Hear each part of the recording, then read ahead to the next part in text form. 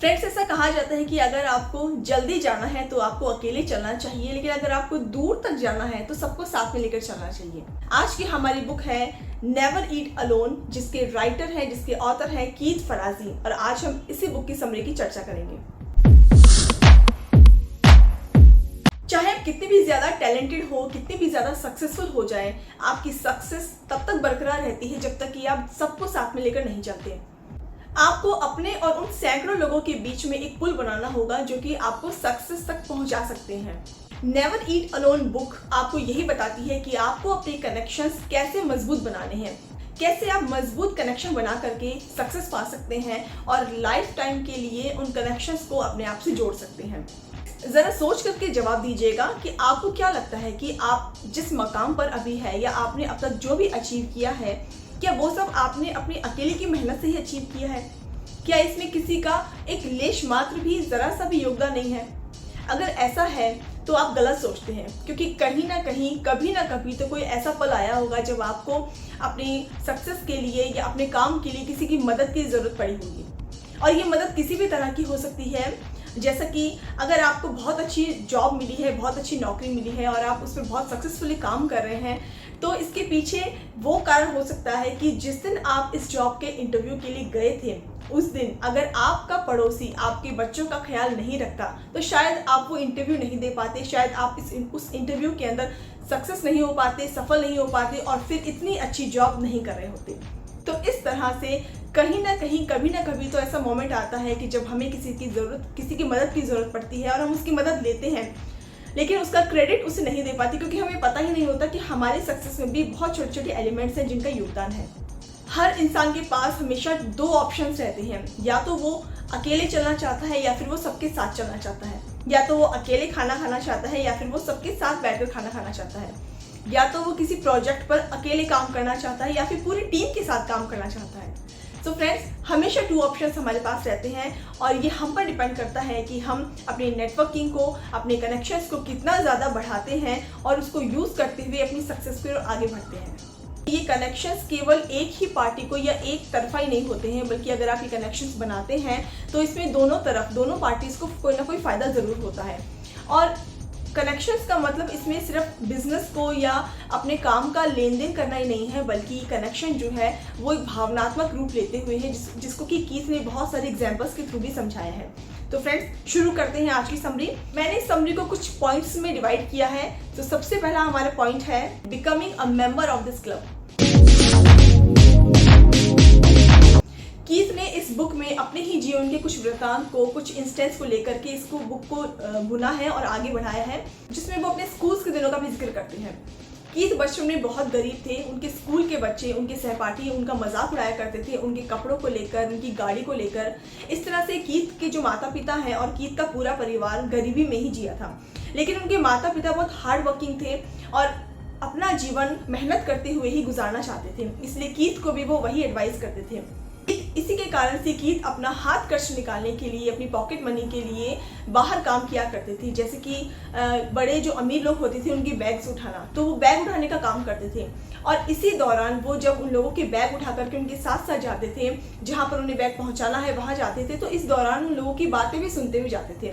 Keith को उस समय ये समझ में आ गया था कि नेटवर्किंग, कनेक्शंस कितने ज़्यादा इंपॉर्टेंट है, क्योंकि वो अमीर लोग आपस में बात करते थे कि जब उन्होंने एक दूसरे की मदद की, उस टाइम ही वो ये बात समझ गए थे कि अमीर आदमी और भी ज़्यादा अमीर इसलिए बन जाता है क्योंकि वो अपने नेटवर्क्स को, अपने कनेक्शंस को यूज़ में लेता है और हमेशा उनसे जुड़ा रहता है। इस बुक में कीथ सबसे पहला पॉइंट या सबसे पहली लर्निंग हमें यही देते हैं कि अपने कनेक्शंस को बना के रखना चाहिए और हमेशा उनके साथ जुड़े रहना चाहिए। हमारा दूसरा पॉइंट है डोंट कीप स्कोर। जब कीथ से एक बार पूछा गया कि सक्सेस का क्या राज है, तो उन्होंने जवाब दिया उदारता। इस तरह के जवाब की कम ही अपेक्षा की जाती है, क्योंकि इस तरह का जो जवाब है वो हर कोई इंसान नहीं दे सकता। उदारता आपके सक्सेस का कारण कैसे हो सकता है, लेकिन कीथ ने बताया कि मेरी सक्सेस का राज है उदारता। कीथ अपने बचपन में बहुत गरीबी में जीवन जीते थे और उनके माता पिता हमेशा से ही चाहते थे कि वो एक अच्छी ज़िंदगी जिए, एक खुशहाल ज़िंदगी जिए। इसके लिए उनके माता पिता हमेशा से ही चाहते थे कि वो एक प्राइवेट स्कूल के अंदर पढ़ें और इससे उनकी शिक्षा जो है वो बहुत अच्छी हो और आगे उनका फ्यूचर बहुत अच्छा हो। जब कीथ आगे पढ़ाई में आगे बढ़ रहे थे, धीरे धीरे पढ़ाई में आगे बढ़ रहे थे, तो उनके पिता, जो कि एक कंपनी में एक स्टील वर्कर थे, उनके पिता ने अपनी कंपनी के मालिक, अपनी कंपनी के सीईओ के सामने ये बात रखी कि वो अपने बेटे को एक प्राइवेट स्कूल में पढ़ाना चाहते हैं और उसकी ज़िंदगी को खुशहाल बनाना चाहते हैं। तो उनके मालिक बहुत खुश हुए और उन्होंने उदारता से कीथ को स्कॉलरशिप दिलाने में बहुत मदद की। तो कीथ इस बात के लिए हमेशा उन्हें धन्यवाद देते हैं कि सिर्फ और सिर्फ उनकी उदारता की वजह से उस समय पर कीथ को स्कॉलरशिप मिली और उस स्कॉलरशिप को यूज़ करके कीथ पढ़ाई में आगे बढ़े और इस तरह से सक्सेसफुल हुए। जो लोग किसी का एहसान नहीं लेना चाहते, किसी की मदद नहीं लेना चाहते, उन लोगों के लिए दूसरों की मदद लेना आसान नहीं होता। इस चीज़ का आपको ध्यान रखना चाहिए कि इस तरह से आप अपने कनेक्शंस बढ़ाते हैं, अपनी नेटवर्किंग बढ़ाते हैं। और नेटवर्किंग कनेक्शन के अंदर सिर्फ एक पार्टी को फ़ायदा नहीं होता, बल्कि दोनों को ही कुछ ना कुछ फ़ायदा ज़रूर होता है।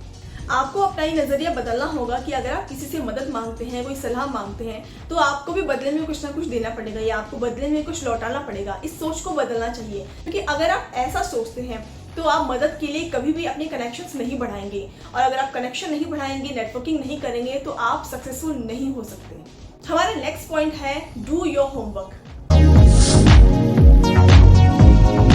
फ्रेंड्स, कभी आप किसी एग्जाम के अंदर बिना पढ़े हुए एग्जाम देने के लिए गए हैं, या फिर एग्जाम से बस 1 घंटा पहले थोड़ा सा कुछ पढ़े और एग्जाम देने के लिए चले गए? उस समय की जो फीलिंग होती है, जो अंदर से फीलिंग आती है एग्जाम की, सेम वही फीलिंग आती है अगर आप किसी अनजान इंसान से मिलने जा रहे हैं। जब हम किसी अनजान इंसान से मिलने जाते हैं तो हमें उसके बारे में कुछ भी पता नहीं होता। तब अगर हम उससे बातचीत करते हैं, कनेक्शन बढ़ाने की कोशिश करते हैं, तो हम वहाँ पर कहीं ना कहीं असफल हो जाते हैं।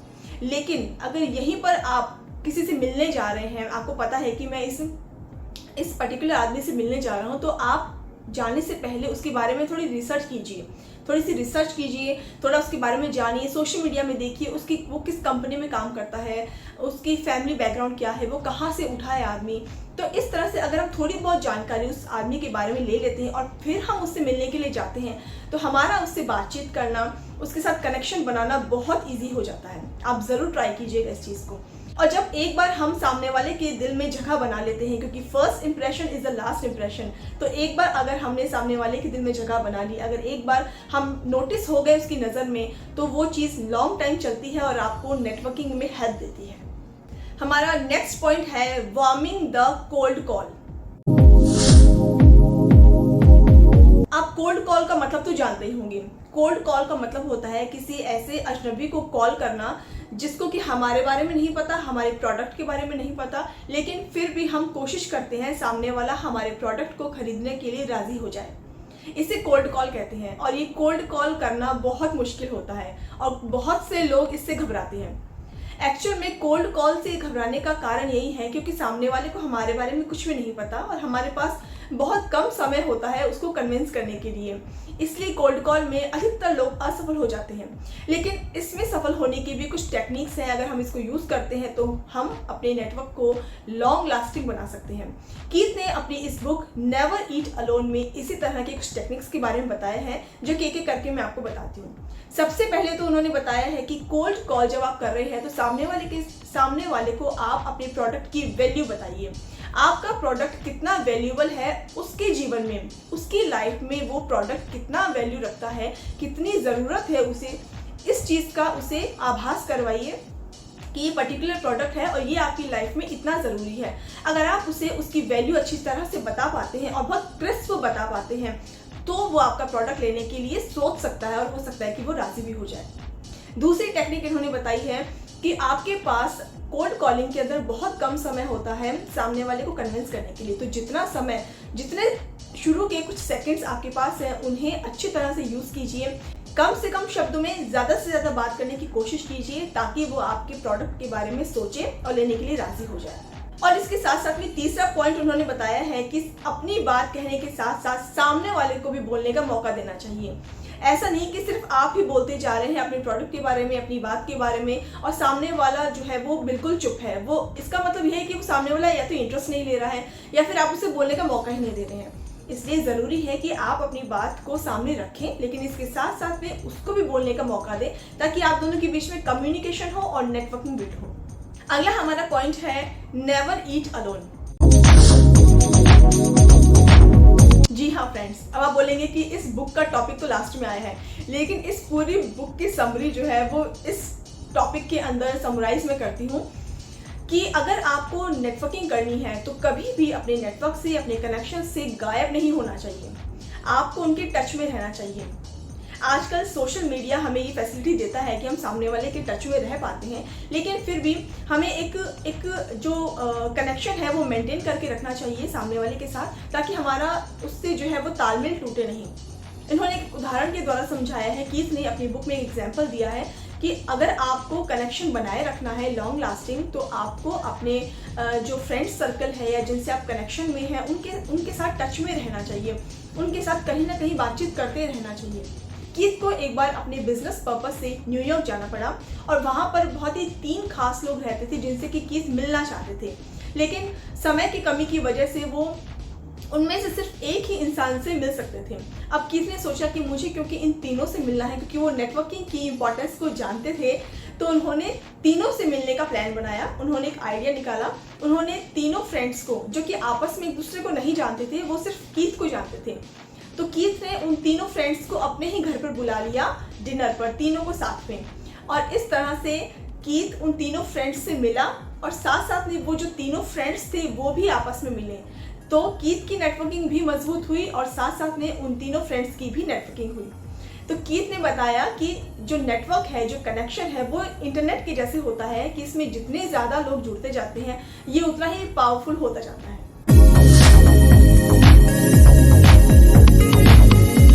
तो फ्रेंड्स, आज की बुक समरी में हमने जाना कि आपके कनेक्शंस जितने ज़्यादा मजबूत होंगे उतने ही ज़्यादा मौके आपको मिलेंगे, और जितने ज़्यादा मौके आपको मिलेंगे उतना ही ज़्यादा कनेक्शन करने का चांस आपके पास होगा।